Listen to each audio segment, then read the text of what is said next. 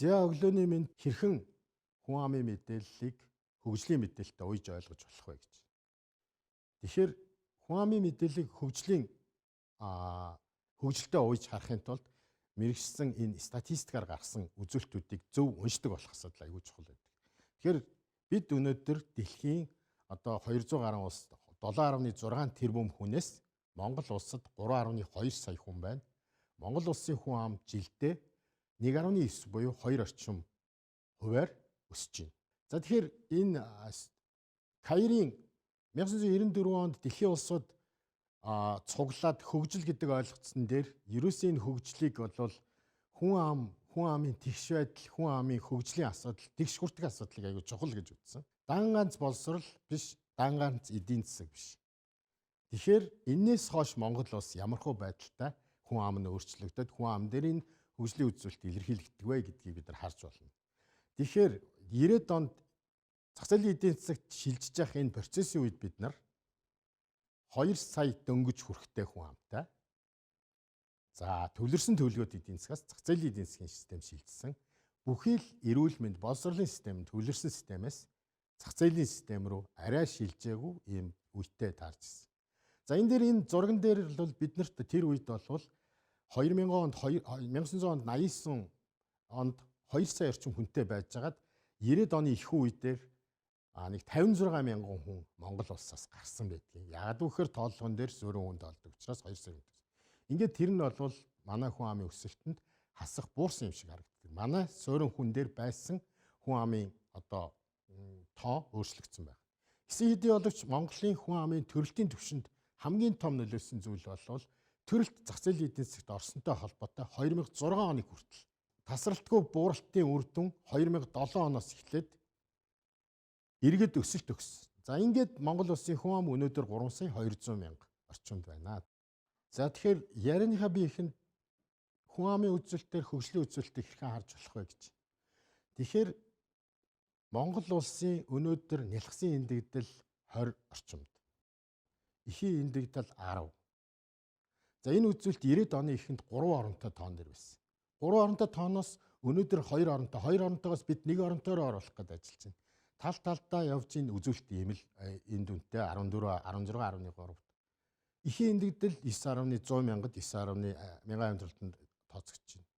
Тэгэхээр энэ үзүүлэлт бол тухайлбал жишээлж харах юм бол 3 тоог л хэлдэг.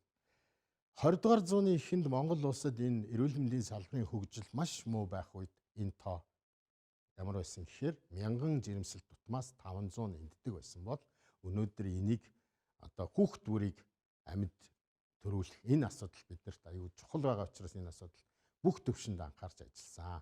За дараагийн нэг зүйл бол энэ Монгол улсын нас үсгийн сувраган дээрээс хөгжлөө яаж харж болох вэ гэж. Монгол улс зах зээлийн эдийн засагт 90 онд орж ирэхэд пирамидын суурь өргөн зөв пирамидын төрстэй байсан бол 2018 онд ийм дундуураа ийм таслалттай пирамидын төвшөнд суурь нь өргөсөж ирсэн. Энэ юу хэлдэг вэ гэхээр тэр бидний түрүү ярьсан 92-оос 2006 оны хооронд төрсэн хүүхдүүдээр пирамидын дунд төвшний суурьнд хүүхдийн байгаа хэсэг дээр нарийсаад суурь өргөссөн хэсэг нь Монгол улсын төрөлт 2007 оноос 17 оныг өнөө хүртэл 15 онд бол хамгийн өндөр түвшиндөө 83 мянга төрсөн. Энэ нь дахиад пирамидын суурийг дараа нь 2045 онд гарахад хөдөлмөрийн насан дээрх залуучуудын өргөсгсөн хэлбэрээр уг асуудлыг харж болно. Тэгэхээр биднэрт хөдөлмөрийн нөөц нь бас тийм ч амар нөгөө цонх улам хаагдах гэдэг асуудал бас харьцангуй гайгүй хэдий боловч пирамидаас харахаар өндөр насны одоо ачаалал биднэр дээр илүү өгөгдөгтийн зэрэгцээ хүүхдээ ачаал хэвээр байна шүү гэдгийг үгийг харуулж байгаа. За тэгэхээр бас хөгжлийг бид нар өөр ямар үзүүлэлтүүдээс харж болох вэ гэхээр боловсролын салбар дахь одоо дид үтсийн хөгжлүүдээс харж олно.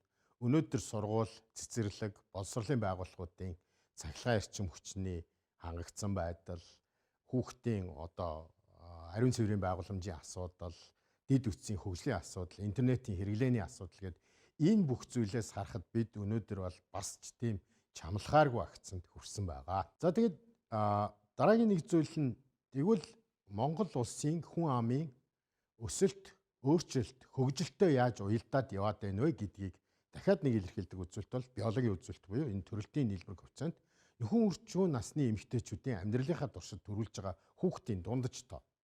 Тэгэхээр энэ тоогоор Монгол улсын төрөлтийн нийлбэр коэффициент өнөөдөр 2.5 буюу өнөөгийн 15-аас 49 насны эмэгтэйчүүд амьдралдаа 2-оос 3 хүүхэд төрүүлж байна гэсэн. Тэгвэл бидний өмнөх үе, бидний одоо аав ээжийн үед болвол үндсэндээ нэг эмэгтэй нөхөрчмөсний нэг эмэгтэй 4-5 хүүхэд төрүүлж ирсэн байна. Энэ нь бол улс орны тухайн үед бол Монгол улс хүн амынхаа өсөх бодлогон дээр хэрэгжүүлж байсан хэд хэдэн бодлогын үр дүн өнөөдрийн энэ хөдөлмөрийн насыг бий болгосон юм а. Тэрэнд нөлөөлж байгаа хүчин зүйл нь төрөлтийн нийлбэр коэффициентийн энэ өөрчлөлт байна. Дэлхийд дээр өнөөдөр төрөлтийн нийлбэр коэффициент Монгол улсын төрөлтийн нийлбэр коэффициент хоёр үндсэндээ адилхан явж байгаа. Хүн ам хөгжил дээр бас нэг зайлшгүй харах ёстой зүйл. Нин дундаа манайх шиг газар нутгийн том, тархаа бутархаа ийм амьдарч байгаа өнөөгийн нөхцөлд эмч эмнэлгийн ажилтны, эмнэлгийн анхан шатны тусламж, эрүүл мэндийн анхан шатны шуурхай тусламж гэдэг энэ үзүүлэлтийг болвол бид харах ёстой. Өнөөдөр болвол үндсэндээ мянган хүнд ноогдох одоо эмзүүчд мөн мянган хүнд ноогдох их баригчдын тоо, их эмчийн тоо, сувилагчийн тоо жил дараалан энэ одоо өсөж байгаа. Энэ үзүүлэлт болвол биднэрт бас нэлээд эерэг зүйлийг харуулж байгаа. Гэтэл бол бид бол үндсэндээ энэ 20 дугаар зууны дунд үе гэхэд их эмчийн салбар маань дөнгөж л босч ирсэн байх жишээний байдаг байхын. Тэгээд одоо эндээс харахад бол бид бас боломжийн. Гэхдээ нэг зүйлийг маш их сайн анхаарахтай. Статистикийн тоогоор хэлсэн энэ зүйлийг хэрэгжүүлж байгаа зүйлээр баттгаж авч үлдэхэд өнгөрсөн хугацааны тоон дээр дүн шинжилгээч дахиж хэрхэн энийг хэрэгжүүлж болох. Тэгэхээр хүн амын тоо өөрөө өсөж байгаа учраас тэндэнд үйлчилж байгаа эрүүл мэндийн салбар болон боловсролын салбарын хүн одоо оногдох хүнийхэн тоо болвол дагаад тэнд ажиллагчдынхаа тоог нэмжих нь зайлшгүй шаардлагаар үүсдэг юм аа.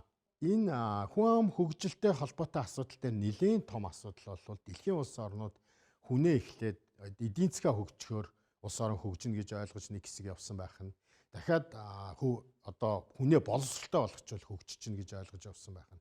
Тэгээд энэний эцэст явсаар байгаад юун дээр хүрсэн гэхээр энэ тоон үзүүлэлтүүдийг харж эндээс гарч байгаа өөрчлөлтүүдийг нийлүүлээд хараад явсан юм дээр хамгийн гол юм юу болсон гэхээр энэ хөгжил гэдэг юмн дээр чинь гендерийн тэгш байдал, байглаас өгөгдсөн хоёр хүйсийн тэгш байдал маш чухал юм аа. Одоо бүхий зүйлэн дээр энэ тэгш байдлыг хамтдаа байх асуудал дээр анхаарах хэрэгтэй байна гэж. Тэгээ Монгол улс энэ дээр бол нэлээд том агц дэвшил гаргаж байгаа. Энэ асуудлаар бол их зорж байгаа. Зөвхөн уламжилт буруу ойлголтын дээр бол гендерийн тэгш байдал гэдэг бол нөгөө улс төрийн хүрээнд эмэгтэйчүүдийн эрх мэдлийг нэмэгдүүлэх гэж маш буруу ойлгоцтой байдаг. Бас нэг асуудал бол улс орон өнөөдөр Монгол улсад залуучуудын эзлэх хувийн чинь тийм бага биш, өндөр. Тэгээд өнөөдөр нийт хүн амын 33% нь хүүхэд. Ингээд энэ улсууд дээр нэг том анхаарах хэрэгтэй юм нь тэдний маань 5 хүний нэг нөгөө залуучуудын маань 5 хүний нэг нь хөдөлмөр эрхлэхгүй, сургалтын юмд хамрагдахгүй 15-аас 24 насны залуучуудын 5 хүүхэд тутмын нэг. Тэгэхээр улс орон хөгжихэд дан ганц төрөөс хэрэгжүүлж байгаа бодлогууд нь биш ээ. Иргэдийнх нь өөрсдийнх нь итвэх санаачлага. Тэгэхээр өнөөдөр энд тэр өөрсдөөсөө нин дундаа энэ залуучууд өөрсдөө бодоод үзээрэй. Би тэр 5-ын аль нь байна, 4-т нь байна уу, 1-т нь байна уу гэдгээ бодоод хөдөлмөр эрхлэх асуудал дээр анхаарах хэрэгтэй байгаа. Энийг бол статистикийн үзүүлэлтээр энэ насны судалгаа хийгээд энэ насн дээр хүүхдүүд залуучууд маань ингээ хөдөлмөрлөхгүй байгаа юм байна шүү гэдэг ийм асуудлыг хэлж байна. За дараагийн нэг юм нь бол хөгжлийн нэгт нэлээд том асуудал. Энэ яг гэхээр бүр нарийн шинжилгээний тоонуудаар ярихаасаа илүү зүгээр энгийн тоонуудаар хэдүүлээ хоорондоо ярих хэрэгтэй. Өнөөдөр Монгол улсын хүн амын одоо нийт одоо хүн амынх нь 66% нь хот суурин гэдэг нь Улаанбаатар хот, аймгийн төв. Тэгээд нөгөө талдаа бол хөдөө гэд ингээд ердөө 34% хөдөө. Тэгтэл энэ тоо ердөө 60-70 жилийн өмнө эсрэг байсан. Нийт хүн амынх нь ихэнх нь хөдөөнөө амьдардаг. Хот суурингийнх нь хүн ам бага байсан бол өнөөдөр эсрэг талтаа гараад ирсэн. Тэг үүнтэй холбоотой яг юу үүсэж байгаа юм гэхээр нөгөө хотын хүмүүсийн харилцааны асуудал, хөгжил бас хотын хүний харилцааны асуудал гарч ирж байгаа маа.